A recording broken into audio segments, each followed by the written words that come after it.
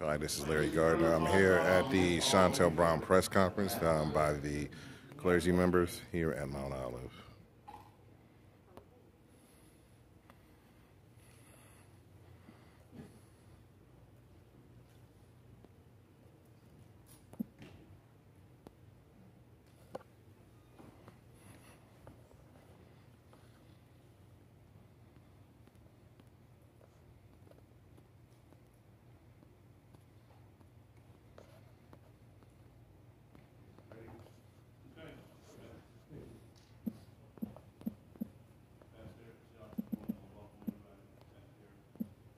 I'm Pastor Larry L. Harris, pastor of Mount Olive Missionary Baptist Church, and we welcome you today, and we have come out in a very special way.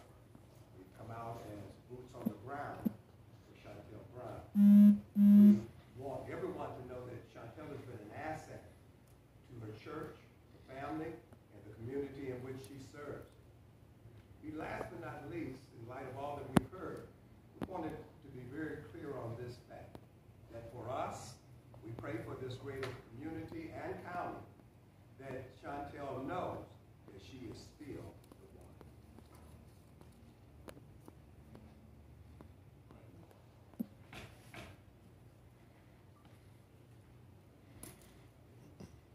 Thank you, Pastor Harris, and thank you all. Thank the media for coming. We come in solidarity today in support of Shontel Brown, and particularly of the negative ad that was put on this past weekend from our opposition. So we want to speak to that. We're going to have three particular speakers, Reverend Dr. Marvin McNichol, as you just heard from Pastor Larry Harris, Council President Pernell Jones, and then Mr. Norm Edwards from the Black Contract. In that order. Dr. McNichol? Okay. Thank you, Doctor. I think you're right. Thank you, Dr. McNichol, for correction.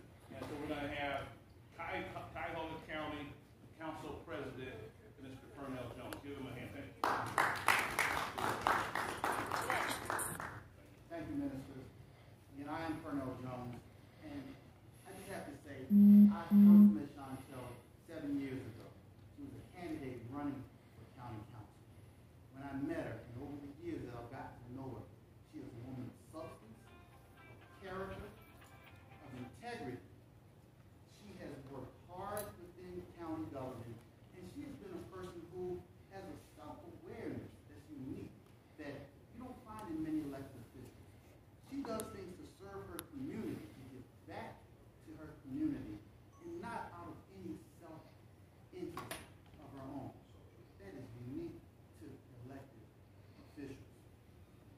And that's why I'm shocked and offended by the things I've heard about Shontel, and by extension about county council that I lead. The establishment that it is corrupt is untrue. It is a falsehood. And I'm going to give you a few facts. All right, this county government, after 10 years after the corruption ended 10 years ago, these are the things that were built into the county government 10 years ago. We passed the code of ethics to create a high moral standard for the elected officials and employees. We created an office of the Inspector General.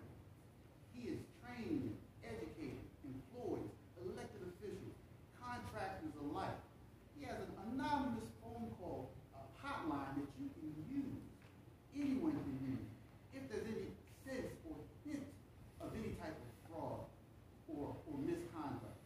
This makes that type of activity a high-risk, low-reward proposition. Openness and transparency is the hallmark of county government now. The sunshine law. We are one of the few, if not the only, elected body where the majority can't even come together in the cause. It's all done in the brightness of day, under the light of day. That is the environment of county government. So to suggest anything else, to suggest anything different, again, I'm appalled by it. I'm appalled because I would expect this in the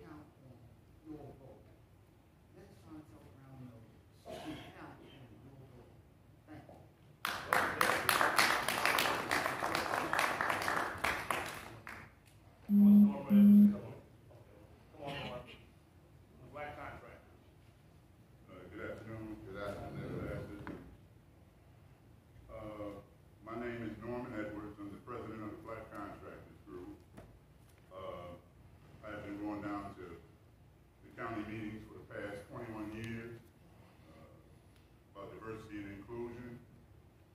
I've never met a politician, and I've known Councilwoman Shontel for quite a little while now, 10 years. I've never met anyone. She stood up for diversity and inclusion, and we are making tremendous gains at the county level. For black contractors and black tradesmen, I've never seen it done before. I've never seen a public official stand up and say, this legislation is not passing unless we have diversity and inclusion, and did it bipartisan. So the Democrats and the Republicans on council, they came up with a plan, and we've implemented a plan, and we've made a lot of progress. We are not going to regress. Shontel Brown is taking us to that next level. The dirt that has been thrown needs to stop. The votes, the people out there, we're not fooled. The community is not fooled. So we're standing here today in solidarity. Shontel Brown is going to be the next Congresswoman in the 11th District. Thank you. All right.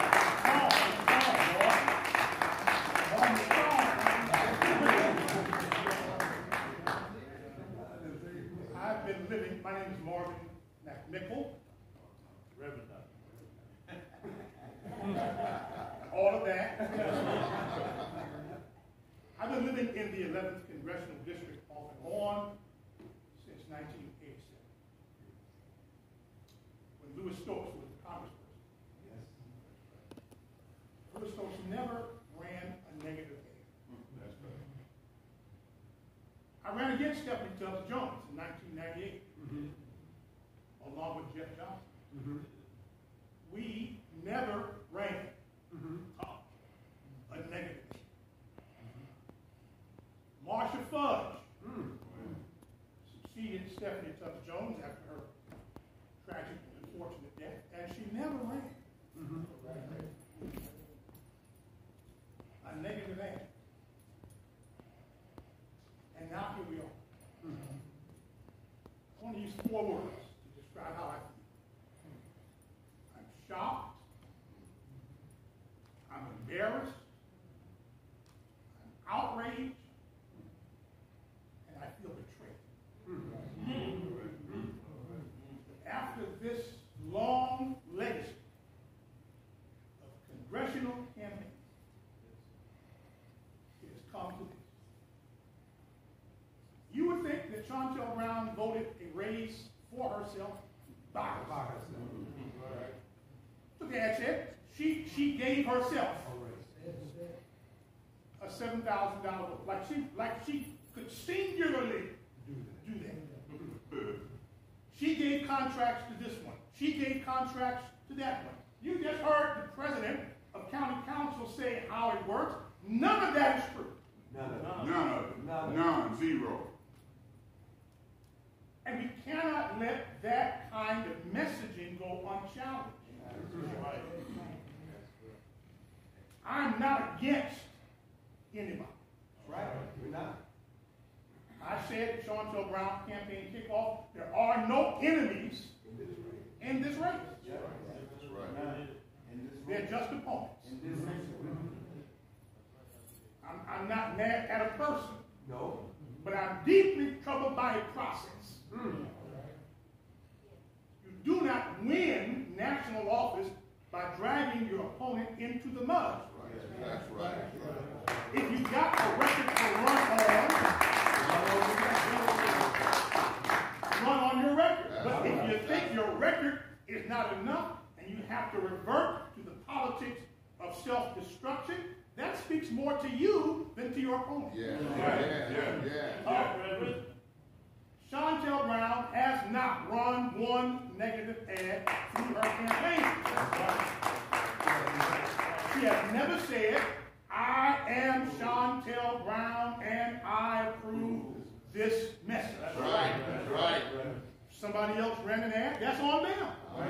But don't turn around and run a negative ad on her and say, oh, by the way, I am so-and-so, and I approve this message. And then what we might call in the church, bear false witness. I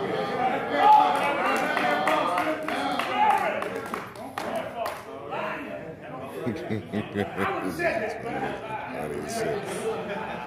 uneducated folks say lying. So we are here not just because we're for Shontel. We are. We are. Make no mistake about it. I quote again John Fitzgerald Kennedy, inaugural address, January 20th, 1961. The torch has been passed to a new generation of Americans. I think it is time in the 11th Congressional District to do just that. Pass the torch to a new generation of Americans dealing with a new set of issues, coming out of a new set of experiences. Shontel Brown is that person. We wholeheartedly support her. We completely reject everything in that ad. Yes, that's right. That's right. To attack her character and her performance. And we want the world to know that ad fundamentally is false. False. From the beginning to the end. Beautiful. All right. All right. Now, there are several pastors here with and several clergy organizations who are standing here together, and we thank each and every one of you all for being here. We'll now take the time for some questions. Dr. McMichael, you brought up a good point. You have super PACs now. Yeah. You did not have back in the day. Right. Should all candidates, though, be denouncing the negative ads that are put forth by them as well? You know, I think that's a great point, and it may well be that she just needs to clarify that. I mean, I think there are a lot of people who thought that that ad came from her, and it did not. And she told me herself they were unaware of that ad, and it did run. So whether or not the candidates, both of them, want to take a mutual pledge to come out opposed to super PAC ads would be fine. I remember when George Forbes and Mike White ran for mayor years ago, we had a meeting on the steps of City Hall, and we made them take an oath of what they would and would not do as a part of that campaign. Would you make that call to them? Would you make that call to them now? I would urge both campaigns to be prepared to critique and rebuke any ad that comes out in attack form by their own supporters, so that we run this race on the record and on the character of the candidates, and not by some third party interjecting their personal points of view that we cannot then hold accountable. This is the politics of the 21st century. It is an ugly reality in our culture. I think it's got to stop somewhere. Now's as good a time as any to say, if you've got a record to run on it. If you don't have a record to run on, then run away. Yeah. All right. We just want to clarify, there's no, Shontel Brown campaign has not made any attack ads against any opponent. So how would you describe the May 6th ad that you put out? Because it was described to me as hitting the tournament. Finally. I don't know what ad you're talking What about. ad is that? Yeah. That came from the campaign? Or that aired on the TV? That came from the campaign? What did it say? Yeah, I don't know what May 6th. I can pull it up on the phone after if you'd like to address it then, but it was basically talking about her past criticisms of the Democratic Party, how she basically wasn't a true Democrat of sorts. Was that a campaign name? Yes. No. Yes, it was. I have it on my phone. I can show you. Well, let me be clear. The Shontel Brown campaign has not ran any negative, false, lying, False ads. Yeah. false bear witness like anything. Nobody has said anything that was a straight up lie about Nina Turner or any other opponent. So what is the line? Is that the issue? Are the attack ads the issue here, or is the content of The it? content. Okay. It really actually both. It's Both. true. Yeah. There are facts that can be traced. There were Democratic candidates that another person chose not to support. That's a fact. When asked why that person would not do so, would you vote for this one or that one? The answer, in fact, was voting for this one is a whole bowl of something. Voting for that one is a half a bowl of something. These are not personal attacks. These are facts. Campaigns can quote facts, things you have actually said and done. When you go to the point of saying you voted yourself a $7,000 raise, or you gave a contract to your boyfriend as if you could do that by yourself, it's not a fact. That's a slur. And it wasn't done. So yeah, And if it was you not want done. to say there were things in an ad that reported on the facts, that's political. Campaign does. That's what you either did this or you didn't do this. You either said this or you didn't say this. Ask the same person to produce the document or the video or the record or anything else that proves that Shontel Brown by herself gave a contract to her boyfriend, proves that she by herself gave herself a $7,000 raise. Don't just say that in an ad and then run away. Prove it. Prove it. Produce that. You're going to show me on your phone, put on your phone from her, the proof of that accusation. With the president of council standing right here saying, we don't do anything like that. Absolutely not. We don't do Absolutely anything not. like that. So the difference is not that things were said that are true. The difference is things have been said that are not true. Provably, verifiably not true. Sister speaks. Thank you. There are many who say that this is just politics as usual. They don't think this is so nasty. You know, what is your response to that? That's a shame. Yes. That it has become the as usual. Because it wasn't always. Always. Now, I know that American politics going back to the founding of the country has been a pretty rough and tumble business. You know, they call George Washington and Thomas Jefferson and John Adams everything but the child. I know that. But we're talking about a legacy of inherited political demeanor. Louis Stokes,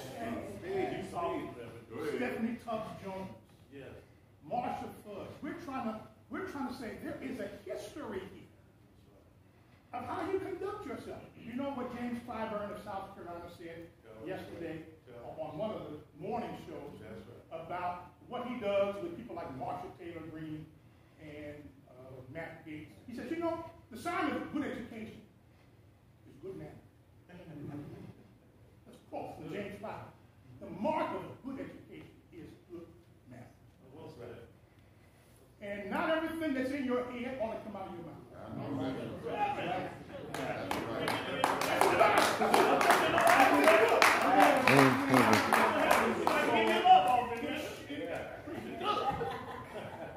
So if it becomes as usual, then that's too bad for us. That's why we're in this state we're in right now. Absolutely. Half over here and half over, because we've allowed it to degenerate, to evolve into unchallenged attack ads. Where the issue, to your credit, I appreciate your question, are you opposed to that attack ad or to the content that does not represent the truth? Right. If it's the truth, if you got something you want to say that is bearable by record and vote, put it out there. But don't put that slur, that twisted physical image, and the picture of two people, and she even gave contracts that benefited her boyfriend. And the president of the council is just saying, It didn't happen. such a thing could never happen. No one person gives out contracts. So, Which we all knew. yeah. Which we knew. Absolutely. Yeah. So I hope We sat on board. that what the public will do is discern fact Yes. and judge the tree by the fruit it bears. The campaign sends out an attack ad that is rooted in truth and in facts and can be verified, so be it. That's politics. But if you just lie, Larry, did you have a question? make it up. Yes, Larry Gardner, G Productions, Voice of Radio, Nerve DJs. I have a question about the African American voters. How do you get more of the African American voters, considering what's been going on between these two campaigns? How do you get the African American voters to support Shontel more?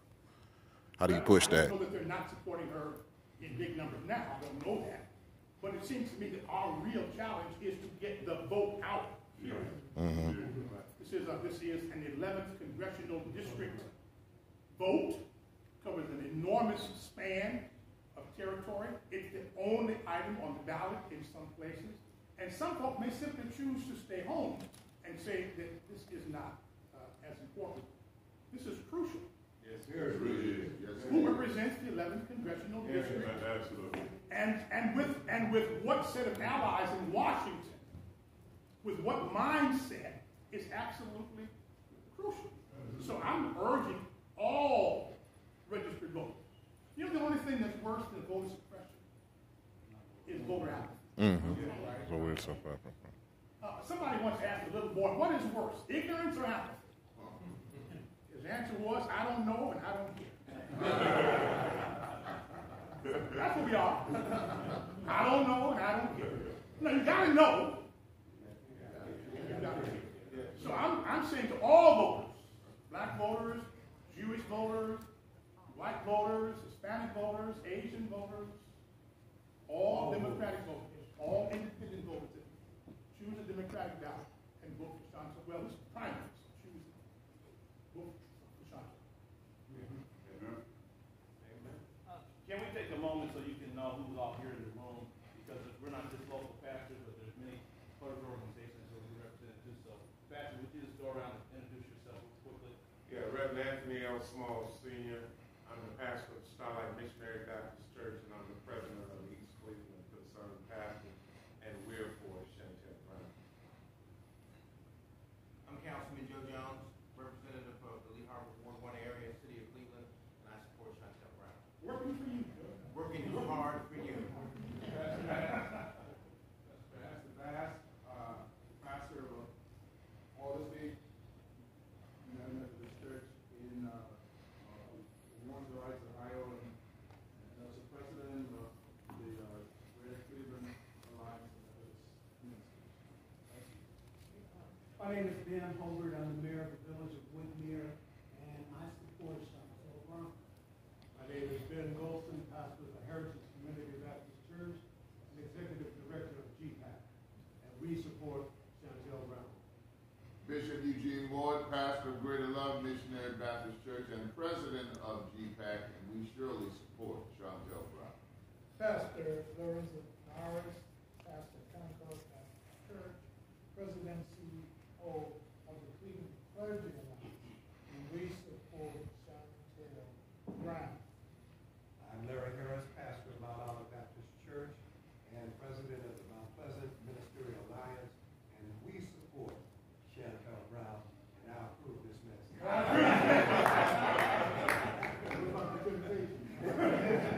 Bob McClure, assistant pastor of Mount Olive Missionary Baptist Church, and I support Shontel Brown. County Council President Fernell Jones Jr., and I support Shontel Brown. I support. Reverend Dr. Rebecca Stitt, pastor of St. Peter's African Methodist Episcopal Zion Church, and I'm a member of just about all of these groups. And I support Shontel Brown. Pastor Brian Stoops, House of Refuge Baptist Church, and a member of the Present Coalition, and we support Shontel Brown. Pastor Jimmy Gates of Zion Missionary Baptist Church, also executive director of the Mount Pleasant Ministerial Alliance, and we support Shontel Brown. I am the Reverend Dr. Vincent E. Stokes II from the New Sardis Community Baptist Church, and I emphatically support Shontel Brown. David Ruffin just walked in. Absolutely, I'm so grateful to be here. I am Pastor Mark Smith from the Sanctuary Baptist Church, and I indeed support Shontel Brown. I'm Pastor Aaron Phillips, senior pastor of Stroud Baptist Church and the executive director of the Cleveland Clergy Coalition, and we all are here because we all support Shontel Brown. All right, any other questions before we dismiss? Yeah, for Council President Jones. So it seems like the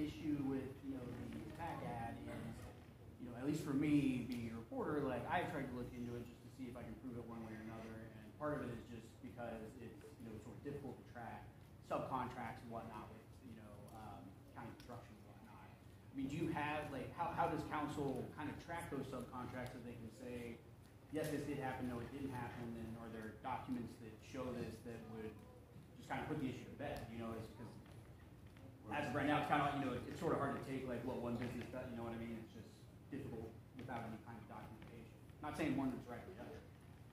The contracts are vetted in the public. It's all vetted, right? There are ethics, laws that we have created. There's a contracting ordinance that I and my colleague, Councilman Sonny Simon, 10 years ago, created. Those are the things that are in place. The mechanisms are in place. The process is what is critical, what is important. No individual can push a contract. To say that is a false narrative. You cannot push a contract. It is all done in the light of day, the sunshine law. When you're campaigning, if you say something that is untrue, or let's say you say it's true, and it's negative, that's the name of the game. If you say something that's true and it puts your opponent in a bad light, but if you say something that is untrue, just to put you in a bad light, that's not cool. I mean, that's what's going on. Do those sunshine laws also include the subcontracts, though, or that was the problem that I was running into when I was trying to look into this? We have water control. All of the contracts are there. Again, if you think there's an issue, as a reporter, dig into it and bring it to us. I'm telling you that there's nothing improper that's been done. To say that is untrue. To imply anything is untrue. And we've just been joined by County Councilwoman of the same thing. Anybody else? All right, well, clergy, there's some food for us in the back. Better hurry up. Thank you all for coming. Thank you. We appreciate it. Thank you so much.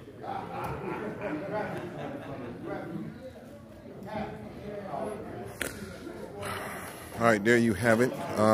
Just doing a right now, as everybody is, as far as you can see, the passes here we are here at Mount Olive, Deanna. So I will address this on Wednesday. My guest will be Mark Crosby on the headline. I will address this Wednesday. And everybody else, y'all have a good day. Remember to vote. I asked about, you know, African-American voters, and Reverend McNichol answered my question. So, got you. So, we are here again at Mount Olive. I'm about to go home. I'll see you guys later. Thank you guys for chiming in. Please share this video. And if there's anybody in Nina Turner's camp to answer it, then please let me know where she's going to be so I can be there. All right. Thank you.